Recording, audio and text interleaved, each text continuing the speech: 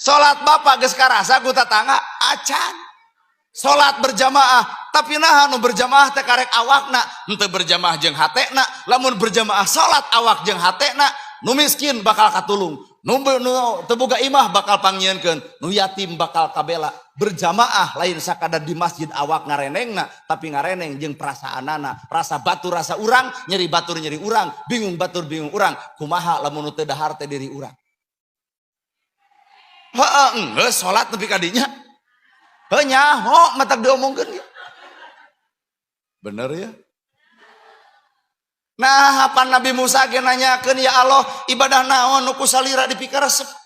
Salat lain Musa, puasa lain Musa, umroh tiap tahun lain Musa, ibadah haji lain Musa.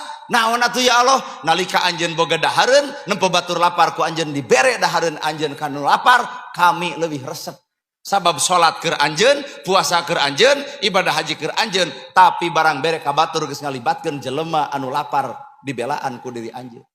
Tamatak jelema salat teu mungkin pedit, jelema salat teu mungkin tara zakat, jelema salat teu mungkin tara sedekah, jelema salat teu mungkin ngewa ka batur rujit ka batur, sabab salat dibawa kana lah kuning lampah salat, sehingga salat urang kudu karasa amisna ku tetangga jeung baraya.